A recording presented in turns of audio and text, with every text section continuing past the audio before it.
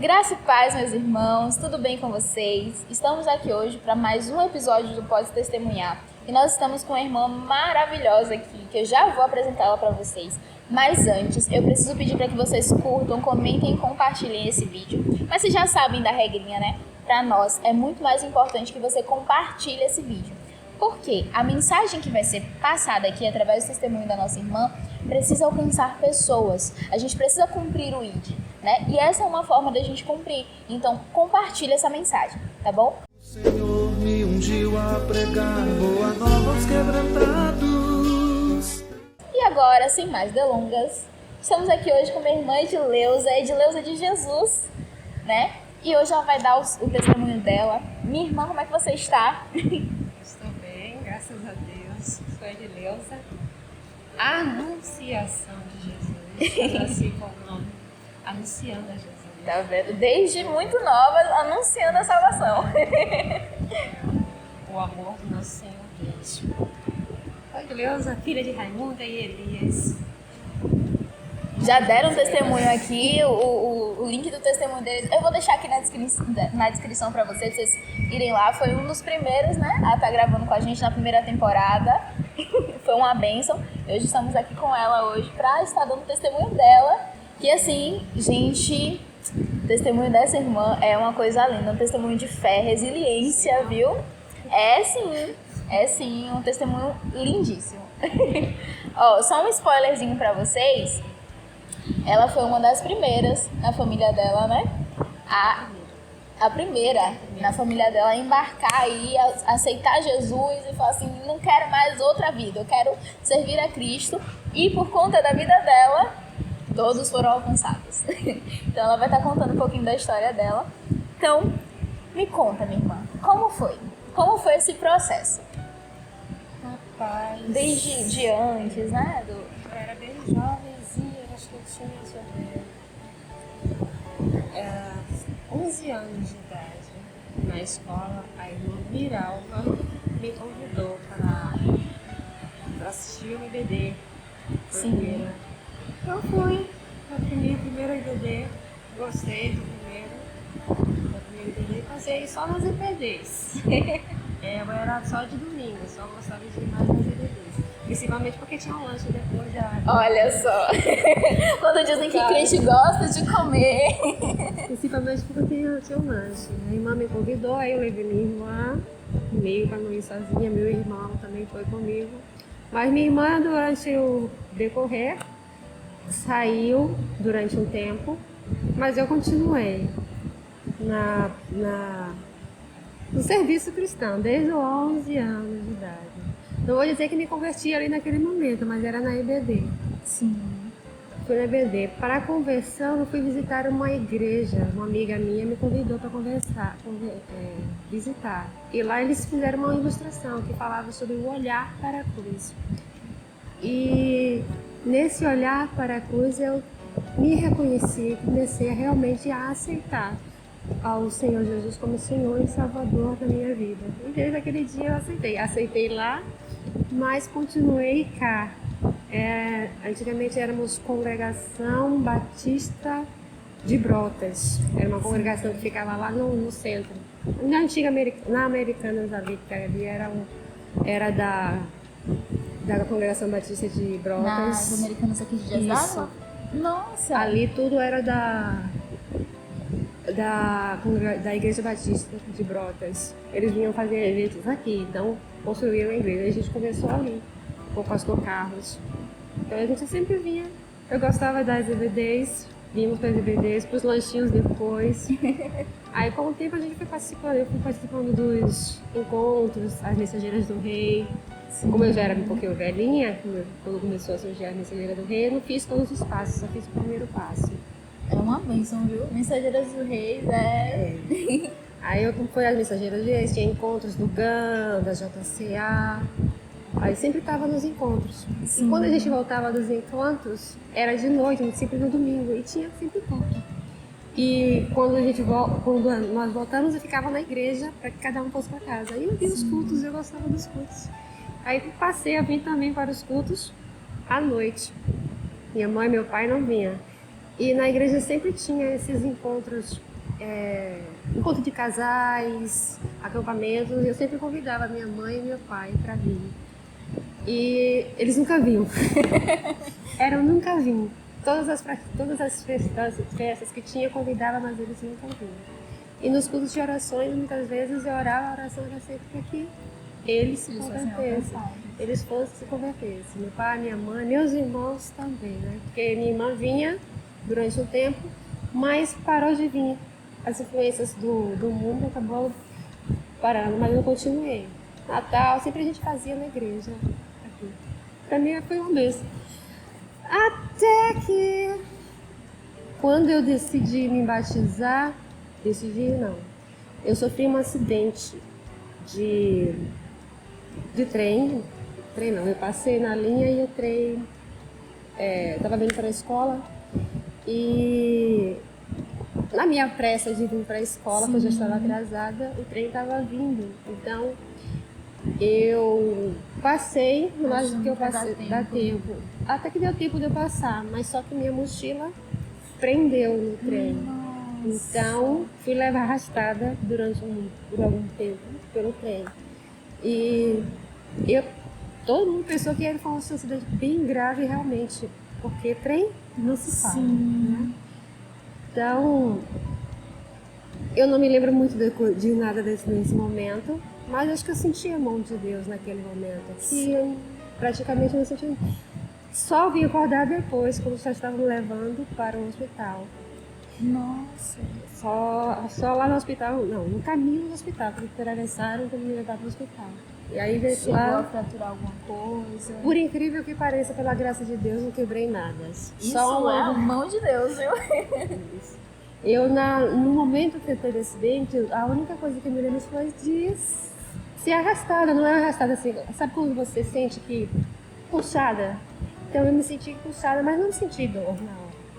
Eu me machuquei mais porque as pessoas me puxaram de perto do trem. Então isso machucou a parte da orelha disse que o médico falou que cortou de trás da orelha, que foi por um tris, que não atingiu nada. Sim. Mas foi só um corte aqui de trás da orelha, uns arranhos no rosto e não perna de mais nada. Uma semana depois eu estava na escola de novo. Na escola de novo. Minha pressa era para fazer uma prova que eu teria que fazer. E acabei não fazendo a prova. E a prova nem aconteceu nesse dia. Nossa. Então não adiantou muito na minha pressa.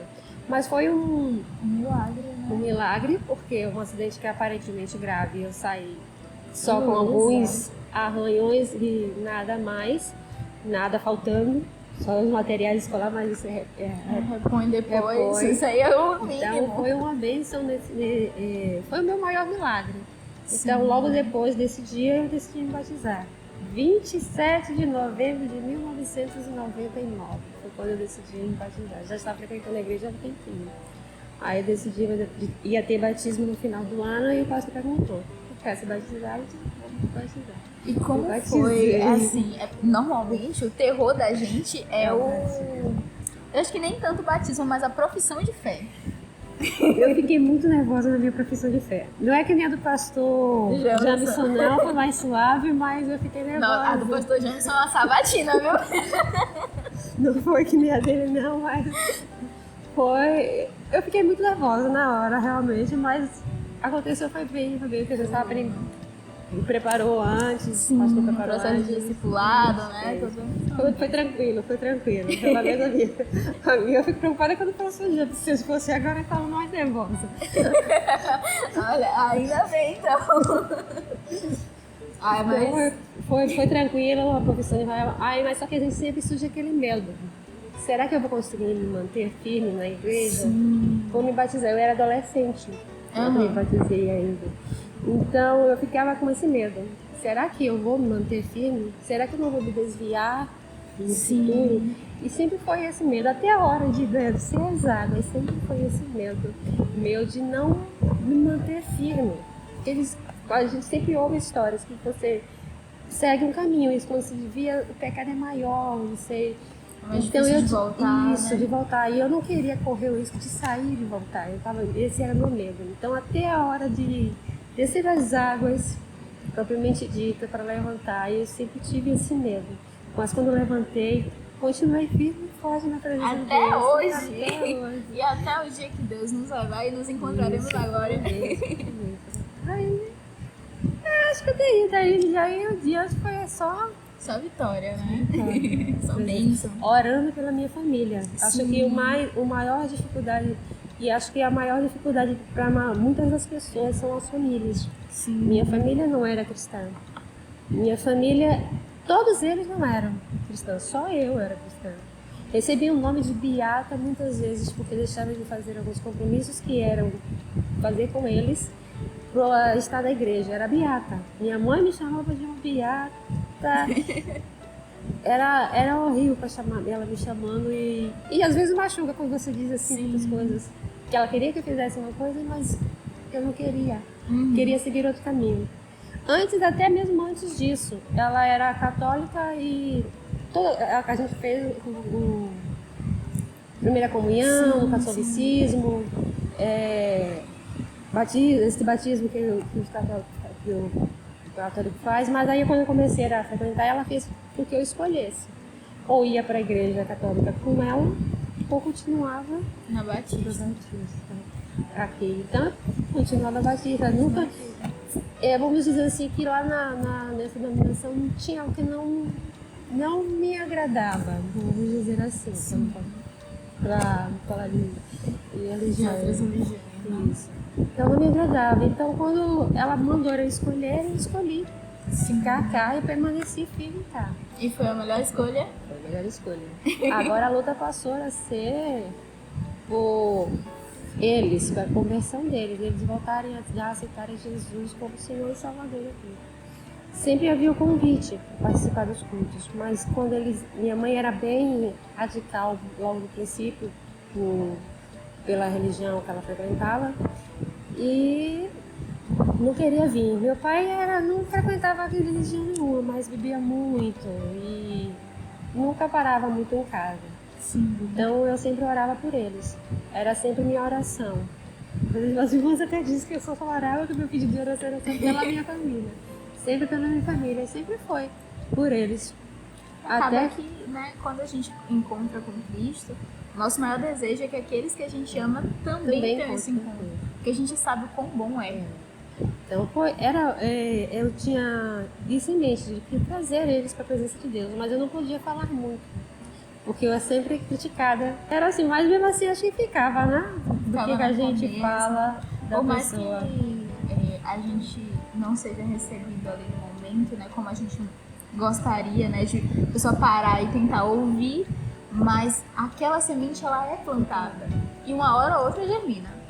Então, eu acho que eu não desisti muito deles, porque eu continuava sempre em oração pela vida deles, orava sempre por eles, para que eles pudessem conhecer a verdade. Sim. Porque só a verdade poderia libertar eles. Sim. Poderia aproximar eles mais da presença de Deus. E essa sempre foi a minha oração. Até que houve um acontecimento que o meu irmão faleceu, e isso foi acho que o ponto inicial para que eles para que houvesse a mudança neles. Sim. Neles. Primeiro a Elisângela voltou, né? Antes desse ponto inicial, a Elisângela voltou para a igreja, começou a cultuar, mas era assim, esporádico. Aí quando teve esse ponto inicial com a morte do meu irmão, minha mãe ficou muito abalada. Então ela começou a procurar solução em Deus. Aí há quem diga que não vem por amor, vem pela dor. Então ela veio pela dor da perca do meu irmão e ficou, graças a Deus. Encontrou refúgio no nosso Senhor Jesus Cristo. A Elisângela veio, se firmou também, passou por algumas dificuldades na vida, mas isso é a história dela. Ela vai vir contar a história dela. Então, e também fez com que ela voltasse para os pés do Senhor Jesus. O meu pai levou mais um tempo. Sim. O pastor Joel, agora nesse tempo era pastor Joel, pegou muito chamava direto, pegava muito no pé, convidava muito ele. E ele foi daquele tipo que disse assim, quando eu for, eu vou mesmo. O pastor Joel chegou uma vez, convidou ele, e aí ele disse, vou. E desse dia em diante ele permaneceu, nunca mais saiu. Parou de beber, parou de fumar, e agora Uma está na bênção, bênção. Agora eu me sinto feliz, porque eu posso dizer, eu e minha casa servimos ao Senhor. Não todo mundo, que ainda falta meu sobrinho, mas pela graça de Deus, a maioria, 80% já está na presença do nosso Senhor Deus. E a gente ainda vai ver esse 100%. Aí eu vi meu irmão, deixa eu ver se eu vou caçula, o mais velho que já partiu, o segundo depois também aceitou a Jesus, só que ele estava na primeira igreja. Sim. E meu irmão era o único que estava faltando, fora o meu sobrinho, que também passou por uma dificuldade, passou pela luta do câncer. Sim. E Deus deu a vitória para ele. Ele também aceitou Jesus. Olha, e agora frequenta uma outra igreja lá, já é obreiro dessa igreja, diácono, obreiro. Olha só. E se formou pastor lá também. Então, Deus fez um milagre na vida. Então, acho que a gente não deve cansar de orar. Sim. Orar sempre pelos nossos familiares, lutar por eles, nunca desistir deles. Orar sempre de joelhos, eu orava muito. Posso assim, parar assim para orar, mas em todos os momentos eu orar pela minha família e ainda continuo orando por eles. Sim. Pelas dificuldades que eles têm e pela minha família espiritual aqui também. Nós também, como igreja, enfrentamos durante esses filhos. Eu não mudei de igreja, a igreja mudou, como foi mudando de nomes, sim, mas eu mudei de igreja. A igreja passou por muitas dificuldades também, então eu acompanhei as dificuldades que ela passou. Não desisti dela, assim como eu não desisti, minha família fosse assim. Então, a luta sempre vem. Sim, e a gente nunca deve desistir. Não é fácil, né? As pessoas acham que é fácil. Não é. Nós sempre vamos ouvir pessoas dizendo que para parar, para desistir, mas a gente nunca deve parar para desistir. Nunca devemos desistir de nossos familiares, nunca devemos desistir de estar orando. Posso não estar mostrando que estou orando, mas eu estou orando. Sim. Às vezes minha mãe costuma dizer que quando eu trazia a família para a igreja, eu orava bastante, ela via orando. Mas depois que eles estão, ela não vê mais eu orando. Mas isso não quer dizer que eu não esteja em oração. É porque às vezes a gente tá ali sem tá lavando um prato, mas tá aqui, Senhor, abençoa minha família. A oração é constante. Sim. A oração, ele nunca vai deixar de cessar. É uma coisa que a gente deve sempre fazer, estar sempre em oração uns pelos outros. E eu continuo sempre em oração por eles. Não tá mais à vista, isso não quer dizer. É que agora cada um tem o seu jeito, cada um já pode ajoelhar e orar também. Então, antes eu fazia sozinha e eles se ouviam, mas agora eles também estão fazendo isso, então não estão mais me vendo fazer. Acha que não estão me vendo. Acaba que coincide os mesmos horários, né? Quando tá todo mundo orando, você tá orando também, aí ninguém vê. Mas é real, a oração ela é constante.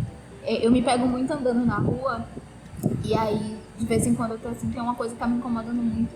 E ali, enquanto eu tô voltando pra casa, eu tô, Senhor, isso tá me incomodando, Senhor, me ajuda a passar por isso, acalma o meu coração. E quando eu percebo, eu já fiz uma oração de 10 minutos enquanto eu tô voltando pra casa, mas eu tô ali em constante contato com Deus.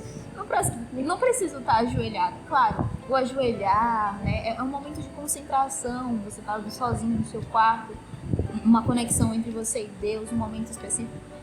É bom porque traz um pouco mais de foco, mas isso não quer dizer que ao estar no dia a dia fazendo as outras coisas, você não possa estar tendo esse contato de estar orando. E acontece muito, porque a gente que trabalha, às vezes a gente não tem tempo de ajoelhar e orar, mais como a gente orava antigamente. Né? Tem que ser uma coisa mais rápida ali, ou até mesmo demorada, mas um demorado que a gente possa fazer outra coisa enquanto a gente está orando. Né? Eu ando na rua conversando comigo mesmo, não é comigo mesmo, não é com Deus. Eu sou com quando a gente anda e quando a gente não tinha carro, quando eu vinha muito sozinha, era de casa pra cá, são 15 minutos, era conversando com Deus. Era entregando minha família no meio de Deus, era orando pela igreja. Quando eu chegava aqui, às vezes eu saía de casa zangada. Quando eu era mais jovem, que nem eu não queria vir pra igreja, eu saía de casa zangada, porque minha mãe me obrigava, às vezes. Quando eu era bem pequenininha, lá antes de aceitar realmente a Jesus. E minha mãe me obrigava muitas vezes a vir pra igreja. Eu disse, você vai pra lá ou vem pra cá. E eu vinha zangada.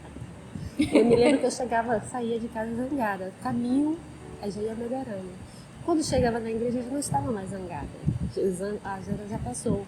E acho que isso foi esse caminhar, o sair de casa e chegar até a igreja. Às vezes a gente está angustiado com alguma coisa em casa, mas vai sair para a igreja. O caminhar, eu acho que como você falou, vai ser numa lavagem. Sim, Já vou lava começando, já se lavando, vai conversando com Deus, é você e Deus ali, o caminhar, e vai conversando e vai tirando tudo aquilo que já não está, o que te irritou, vamos supor, em casa. Quando chega na igreja, você já não sabe, nem lembra mais o que foi que estava te irritando. E quando sai, já tá livre, não tem mais nada. Eu vi um vídeo na internet, você falando agora, né, quando a gente sai da igreja já mudou completamente. Eu vi o vídeo na internet, eu ri muito, assim, que a menina tinha postado um vídeo e a legenda era assim: nossa, como você está feliz e radiante. Aí ela, sim, eu acabei de sair da igreja. Então é justamente isso, né? A gente sai da igreja, a gente sai revigorado. Tudo aquilo que a gente trouxe de bagagem, a gente acaba deixando no caminho. E quando chega aqui, que a gente senta, ouve a palavra, impactado pela mensagem que é de louvores, que, assim, os louvores, eles lavam a nossa alma. É um momento de entrega, é um momento de adoração, que a gente se entrega a Deus ali mesmo. Então, acaba que quando o culto termina, fica o gostinho de quero mais. Então é um processo. Você vai sair da sua casa, você já vai sair meditando, já vai sair se preparando para chegar até a casa de Deus. Sim. E nesse processo, o caminhar já vai limpando, já vai tirando aquilo que não vai agradar. Quando chega na igreja, limpa por completo e você já sai uma nova pessoa. Sim.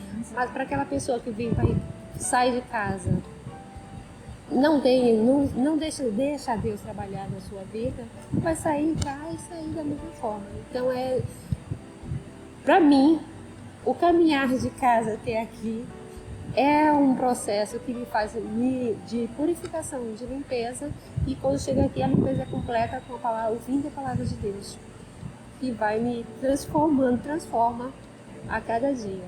Bom, falando de mudança, de nova pessoa, né, a gente acaba sendo transformado ali. O processo de transformação na vida do crente, ele é visível, para todo mundo. A gente literalmente muda da água pro vinho. É uma coisa assim que é inexplicável. Quer dizer, tem até uma explicação, né, que é Deus. Essa explicação é Cristo, é o amor dele, ele nos transforma. Mas eu gostaria de saber de você o que mais mudou para você antes do seu processo de conversão, né? A Edileuza de antes para a Edileuza pós-conversão. Como eu disse, eu comecei com 11 anos. Eu acho que a mudança mais de 11 anos para cá acontece que eu não sei, é automático. Por um caso, tem muito tempo, não tenho, vamos dizer assim, algo que eu fazia que não era cristã e que agora eu faço. Não tem exatamente assim um marco de diferencial, porque acho que eu sempre fui tímida, sempre fui mais fechada, sempre fui do mesmo jeito, então eu não mudei muito. Talvez a minha mudança seja da timidez, eu tenho tentado melhorar, né? Trabalhar mais na igreja, trabalhar mais nas partes que fala sobre de estar na frente, dirigir culto. Eu não dirigia culto na igreja, porque a minha personalidade é mais, eu sou muito pouco extrovertida, não sou de falar muito, não sou de estar em exposição. Eu não gosto de estar na frente das câmeras, eu gosto de estar atrás das câmeras. Então, mudança, vamos dizer que ela aconteceu e foi natural. Foi acontecendo natural que eu não percebi. Não posso dizer uma coisa que eu fazia antes, que agora eu não faço. Porque como é desde pequena, desde novinha, então não tem uma lembrança clara de quando eu tinha 11 anos de idade. Eu sou péssima em memória de quando eu era no meu período infantil. Então não tenho uma lembrança muito clara de quando eu não era cristã, que eu fazia, e me tornei cristã, que eu fazia. Então, não tenho exatamente uma lembrança assim, não tenho, não. O que mudou? O que mudou? Mas as pessoas dizem que percebem isso. Então, a gente acaba percebendo. Eu não percebi, mas as pessoas dizem que vê. Então, é mais o julgar da pessoa agora, assim, o olhar da pessoa, porque o meu olhar Mas eu acho que tem uma coisa que você vai concordar comigo. Você se tornou uma pessoa mais feliz. Você se tornou, não? Isso sim. A alegria é sempre constante na vida do cristão. Então, a alegria é Se for falar só de alegria, alegria sempre. Alegria melhor quando minha família aceitou Jesus. Sim, porque esse tá era o todo meu mundo marco. junto. Todo mundo junto, todo mundo vem para a igreja junto. Todo mundo está na igreja. Se não está aqui na mesma igreja, mas está em outras igrejas. Sim, Então, todos servem a Cristo, essa era a né? alegria. Se fosse uma mudança, eu faria isso. A alegria de estar, de ver a minha família nos pés do Senhor, na presença do Senhor. Sempre foi essa minha maior alegria. É bom ouvir isso. E assim, é muito lindo. Eu já tive contato com o testemunho da irmã algumas vezes, né? Quando os pais dela deu testemunho aqui, os dois falaram dela sobre esse processo, que ela foi o ponto inicial, né, para eles, que ela deu muita força a eles, que ajudou eles a caminhar, que sempre esteve orando, né? Ela disse que por mais que não pudesse falar muito, mas a oração do justo, ela pode muito em seus efeitos. O pastor costuma dizer aqui na igreja que muita oração, muito poder. Então, a oração, ela realmente tem poder. E através das orações dela, através dos dias, das horas, dos anos de joelhos no chão, a família dela foi alcançada. E isso é muito lindo, muito lindo. Minha irmã, deixa eu te perguntar. Tem algum versículo bíblico, alguma mensagem bíblica que mais te impactou nesses anos todos, assim, que te toca até hoje? A minha preferida é o Filipenses 3:4, se não me engano. Tudo posso naquele que me fortalece. Então, todas as coisas nós podemos. Em Deus, tudo podemos fazer. Sim. Então, Ele não desiste de nós, então nós também não desistimos dele. Então, posso todas as coisas naquele que me fortalece. Sim. Se Deus está comigo, posso todas as coisas. Posso chegar aonde quiser que eu chegue. Deus está comigo, então eu posso, se Deus estiver comigo. Se Ele não estiver, Fica difícil, né? Não vou sair do lugar. Não dá para sair do lugar. verdade. 2 passos para frente, 2 passos para frente e 1 para trás. Nunca chega a lugar nenhum. Deus então, tem que ser o centro da centro nossa vida. Né? Deve ser o centro do nosso viver. Deixa eu dar uma olhadinha aqui para ver se tem mais alguma pergunta. Deixa eu ver. Você lembra mais ou menos qual foi a primeira mensagem que você ouviu falar sobre a salvação de Cristo? A primeira mensagem, Ou a mensagem que te impactou sobre a salvação? como eu disse, foi esse do olhar para a cruz. Verdade. O do olhar para a cruz foi uma ilustração que falava sobre um homem que ele ia num ginásio sempre nadar. Sim. Acho que já devo ouvir essa história. E como ele ia sempre nadar, não acendia as luzes. Ele entrava, abria os braços e pulava na piscina. E nesse dia ele também fez o mesmo processo. Entrou no ginásio, abriu os braços, só que nesse momento ele olhou para a sombra dele na imagem. E a sombra dele fazia a imagem de uma cruz. E ele começou a refletir sobre a vida dele, refletir sobre Deus, sobre Jesus. E o pregador falou sobre isso, sobre esse olhar para a cruz. Se nós temos olhado para a cruz, se nós temos reconhecido o sacrifício que Jesus fez lá na cruz. Então, nesse momento foi impactante para mim, naquele momento. Eu acho que é aquela sensação de você estar ouvindo e você levantar a mão sem perceber que levantou. E nesse dia foi o dia que eu ouvi a mensagem. Ele começou com a ilustração, terminou com a pregação. Não me lembro muito bem da pregação, mas a história que me marcou foi mais a história, sobre o olhar. E você tem um olhar para a cruz, de refletir no sacrifício que Jesus fez na cruz por você, por mim, principalmente por mim. Eu ainda não era cristã, então qual é o sacrifício que ele fez por mim?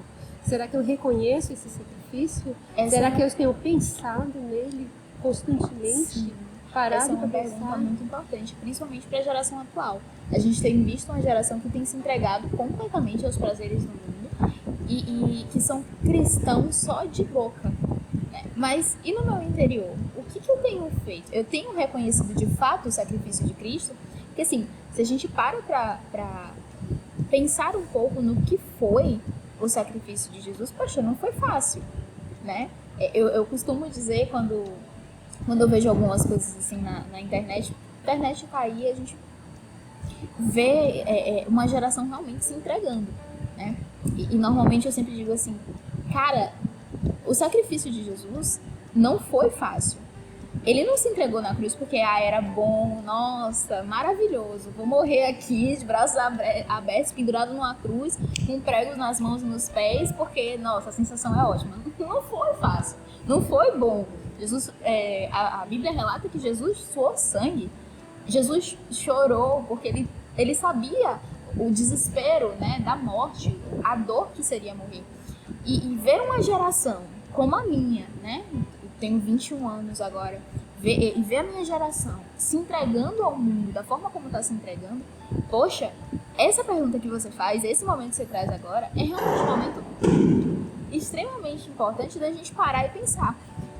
Eu realmente estou valorizando o sacrifício que Jesus fez? A minha vida tem dado o testemunho de Cristo? A gente precisa se perguntar isso. E nessa história, nessa ilustração, ele parou para refletir. Acho que ele parou para refletir sobre isso, sobre a vida dele, sobre o sacrifício que Jesus fez. E foi isso, esse parar para pensar. Né? Esse parar para pensar na sua vida, parar para pensar no que Deus fez, que salvou a vida dele. Porque aí o rapaz acende a luz e quando vê a piscina está vazia. Porque se ele pulasse, ele teria... Não, me arrepiei. Me arrepiei. O vigia veio e acendeu a luz. E quando acendeu a luz, a piscina estava vazia, tinha sido esvaziada para limpeza. Então, esse parar dele para pensar em Cristo, para pensar no que Deus fez na vida dele, o que Deus faz na vida dele, salvou a vida dele. Deus, de uma certa forma, salvou a vida dele. Jesus salvou a vida dele. Sim. Então, ele foi salvo pela cruz, ao olhar para a cruz. Sim. Então, Nossa. quantos muitos de nós não podemos ser salvos, temos milagres que acontecem em nossa vida só por olhar para a cruz. Olhar, não eu estou falando de olhar para a cruz, não é a cruz em si, mas a presença de Jesus. Sim. Então, nós podemos ser salvos. Jesus nos salva a cada dia. Eu fui salva. Sim. Quem me garante que naquele acidente Jesus não mandou seus anjos para me salvar e ter saído desse acidente mesmo? Hoje fiquei famosa durante um bom tempo como uma pessoa que sobreviveu um trem. atropelou o trem, né? Atropelou. O trem não sai da linha. Você atropelou o trem. Então, muitas vezes eu fui reconhecida como isso. E foi um milagre na minha vida. Sim. Eu podia sentir a mão de Deus. Eu orei, eu me lembro que eu orava, eu cantava, citava versículos bíblicos lá do hospital, sem perceber. Então, acho que o meu viver pode mudar as pessoas. Às vezes eu digo assim, eu não salvei muitas pessoas, eu tentei salvar minha família. Tentei falar com o meu jeito de ser, porque eu sei que devo evangelizar. Acho que a gente deve falar de Jesus. Mas pelo meu jeito introvertido de ser, eu já me perguntei se eu já tenho falado de Jesus. Aí quando as pessoas me lembram que minha família agora é cristã, então foi por minha causa. Sim. E às vezes eu encontro as pessoas na rua e as pessoas dizem, olhe pra mim. Como é que ela sabe que eu sou cristã? Se às vezes as minhas vestimentas lá na rua não é as mesmas que eu uso aqui na igreja. É comportada, é claro, Sim, mas não sim, é as tudo mesmas. com ordem e decência. Eu não estou com a Bíblia debaixo do braço para a pessoa Sim. dizer assim, ore por mim. Então, quando a gente aceita Jesus, quando eu aceitei a Jesus, o brilho de Cristo passou a brilhar em mim. Eu lembro de uma situação, você me lembrou agora de uma situação que eu fiquei assim, eu parei no mercado, no meio do mercado, eu olhava para um lado, olhava para o outro, e eu assim, tipo, eu tinha acabado de me batizar. Eu tinha o quê? Eu acho que tinha uma semana, mais ou menos, que eu tinha me batizado. E eu fui no mercado com minha mãe. Eu detesto fila de mercado. Detesto ter que ir no mercado comprar as coisas. Só que minha mãe me chama, eu sempre vou. Né? Aí, nesse dia, eu meio relutante fui. Cheguei no mercado, eu tava de calça, com uma blusa vermelha. Eu lembro, eu tava com uma blusa vermelha e de calça. Cabelo preso, como eu normalmente me visto no dia a dia mesmo, assim. Aí, uma pessoa, aleatoriamente, do nada, ela virou pra mim e fez: você é crente, não é? Aí eu parei, eu falei: sou. Ela, logo vi. Aí eu, amei, minha irmã. Ela seguiu o caminho e eu fiquei: Como é que ela sabe? Pois é. Mas o brilho do Espírito Santo de Ele Deus, mostra. ele Ele transborda. mostra da gente. E sempre me disseram isso. Então, até pouco tempo atrás, o marido da professora perguntou, ela é cristã? A professora não sabia, está comigo para trabalhar na mesma escola. Há tanto tempo ela me disse. Ela não sabia. Aí ela me perguntou se eu quisesse. Aí ele disse, dá para ver, dá para perceber. Sim. Você transmite. Então, quando a gente é de Cristo, quando a gente aceita Jesus Cristo, o brilho de Cristo reflete em nós. Nós podemos testemunhar com a nossa conduta, com o nosso jeito de ser. Eu não sou de ficar falando, Sim. mas Mas a sua vida é do testemunho. o meu comportamento, o meu jeito de ser, ele diz que eu sou. Na faculdade dizia muito. Tinha um grupo lá que às vezes as pessoas no grupo colocavam coisas inusitadas no grupo da faculdade. Aí já tinha outra pessoa que disse, olha, tem gente cristã. A Edileuza é cristã, tá lá no grupo. Então vamos medir o que coloca no grupo. sim. Aí, Faculdade então, é um negócio. Eu nunca pedi para eles mudarem nada. Então, mas eles perceberam isso, que é a diferença. Então, nós precisamos mostrar quem somos e quem somos aonde quer que a gente esteja. Sim. Seja em faculdade, que é um ambiente muito difícil de se lidar. É verdade. Eu tive professores ateus, realmente. Todas as pessoas são importantes. Em Sim. grupos de faculdades você não vai encontrar apenas só cristãos. Tem de todas as denominações, você tem que aprender a lidar com todos eles. Todos eles são partes de um todo. Então todos nós somos parte de um todo. Eu não vou julgar o meu colega porque Sim. ele é de uma denominação que não é a minha. Eu preciso e não vou amar o impor, próximo, né? e também não vou impor a minha religião a ele. Ele vai ver quem sou pelas Sim. minhas atitudes. E muitas vezes a gente pode testemunhar quem a gente somos pelas nossas atitudes. Meu grupo de faculdade, eu tinha pessoas que eram do candomblé, tinha pessoas que eram cristãs, tinha pessoas que eram do PJ, e assim... Era uma um grupo, mistura. isso. Mas cada um respeitava um ao outro, a doutrina um do outro. E isso é importante, a gente respeitar. Mostrar quem somos, mas com respeito mútuo. Com respeito uns para com os outros. E na sociedade de hoje, muitas vezes a gente não vê esse respeito com as pessoas. Sim. Com um com o outro, o olhar do outro, a empatia, muitas vezes falando, né? Que é se pôr no lugar do outro, muitas vezes, que a gente tem que ter compaixão uns pelos outros. E no mundo de hoje, a gente muitas vezes não vê isso. Sim. Então a gente deve ser exemplo, a gente deve mostrar Jesus. A presença de Jesus em nós, o brilho de Jesus Sim. em nós, que refletir Cristo em nós. E quando chegar um dia que a gente não estiver aqui, que marca a gente pode deixar? Pode dizer que deixamos marcas. Que as pessoas vão dizer, vão lembrar o que você fez. Pode ser marcas boas ou marcas ruins. Você quer ser lembrado pelo quê? Qual o são seu as legado, marcas? né? Quais são as marcas? Eu espero que está deixando boas marcas. Com certeza.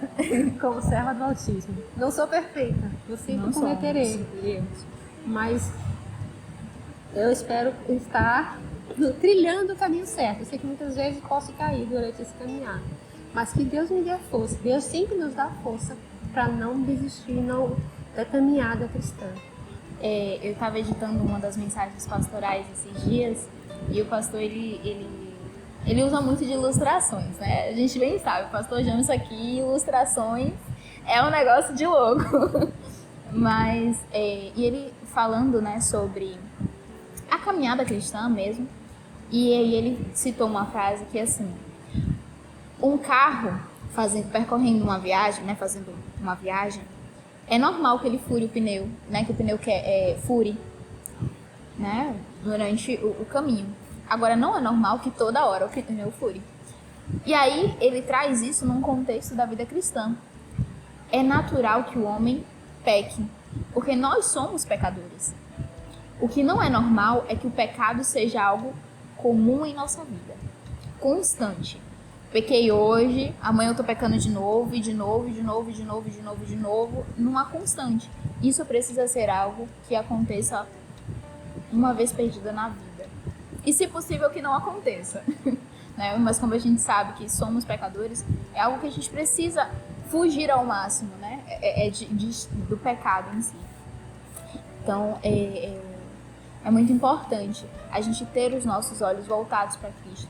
Porque ao olharmos para a cruz, a gente se constrange, né? E a gente acaba se constrangendo com esse amor que a gente não merece. De fato, É uma graça que a gente merece. a gente não merece, mas Deus nos ama incondicionalmente, né? É isso. É isso. É isso, que nós possamos sempre ter esse olhar de Sim. olhar para a cruz, olhar para o outro, de ver não somente as nossas necessidades, mas a necessidade do outro. Jesus me salvou e eu quero que outras pessoas também sejam salvas e serão com fé em Deus. Porque a obra dele ainda não foi concluída. Nós estamos aqui para realizar a obra dele. Sim, e a gente precisa estar à disposição, né? Extremamente importante. Bom, estamos caminhando para o final desse podcast, desse pode testemunhar, desse testemunho maravilhoso. E como eu sempre faço essa pergunta, eu amo essa pergunta, eu amo assim de paixão. Que conselho você deixa pro pessoal de casa que está assistindo a gente? De nunca desistir de si mesmo, principalmente do seu próximo, do seu familiar, do seu amigo. Nossa vida nós não devemos desistir de nenhum. Estar sempre em uma oração constante por cada um. Mesmo que aparentemente você ache que ele não tem mais jeito, mas não desista, não devemos desistir. Desistir uns dos outros. Eu não desisti da minha família, não desisti da igreja. Então a gente não deve desistir. É a desistência, deve ser nunca desista do que você almeja na presença do Senhor. Busque sempre o Senhor e não desista. Tem metas profissionais, não desista na luta de conseguir. Pode demorar muito para conseguir. Eu que eu digo, eu demorei muito para conseguir ter uma profissão assim que diga, falar na área profissional. Financeiramente ainda estou na luta. Todos nós, vamos juntos. Então, assim, é nunca desistir. E orar sempre constante. Orar sem cessar, né? Sem cessar. É o que a Bíblia diz. Então você deve orar sem cessar. E nunca desistir uns dos outros. De si mesmo, principalmente, se você não desiste de você mesmo, você também não vai desistir do dos outros. Próximo, né? A Bíblia fala, é um dos mandamentos, né? Amar o teu próximo como a ti mesmo. Se a gente não amar a nós mesmos, a gente não ama o próximo. E muitas vezes as pessoas hoje no mundo de hoje desistem de si mesmo. Não se preocupa só, ou olha, como a gente está falando sobre o olhar para a cruz, olha só para dentro de si mesmo. E não consegue ver o fora. Então a gente pode assim, o primeiro ponto, não vou desistir de mim mesmo. Não posso desistir de mim mesmo. Sim. Porque desistir de mim é desistir de viver. Então a gente não pode desistir de nós mesmos. E não desistir dos nossos irmãos, de nossos familiares, das pessoas que estão próximas e estão precisando de ajuda. Deixar de olhar muitas vezes para dentro de si mesmo e olhar para o mundo. Olhar para a cruz, principalmente. Sim, olhar para a cruz que a gente vai poder olhar para Cristo também. Amém. E foi isso, gente. Muito obrigada por terem assistido. Obrigada, minha irmã Edileuza, por ter disponibilizado o seu tempo para estar aqui, né, dando seu testemunho. Um testemunho lindo. Eu estava super ansiosa para gravar esse testemunho, porque eu ouvi spoilers desse testemunho de todos os irmãos da igreja. Todos é exagero, mas muitos dos irmãos me contaram desse testemunho, que a irmã que trouxe a família toda e que o pedido de oração dela em todos os cultos de oração era pela família. Então eu estava muito empolgada para gravar esse testemunho. Eu queria muito ouvir de você falando isso, dando testemunho da sua vida, do que Cristo fez na sua vida e na vida de sua família. São testemunhos lindos. Eu vou deixar nos comentários vou deixar na descrição para vocês o link dos dois testemunhos, tanto do pai quanto da mãe dela, que assim, é lindíssimo. Então, depois que você sair desse vídeo aqui, já corre para assistir o testemunho deles, né? Foi uma bênção. Minha irmã, muito obrigada. Obrigada mais uma vez a você que está em casa assistindo, né? Que Deus abençoe a sua vida. Não se esquece de compartilhar. É muito importante pra gente que você compartilhe esse vídeo. E é isso, gente. Tchau, tchau. Um beijo. Deus abençoe a todos.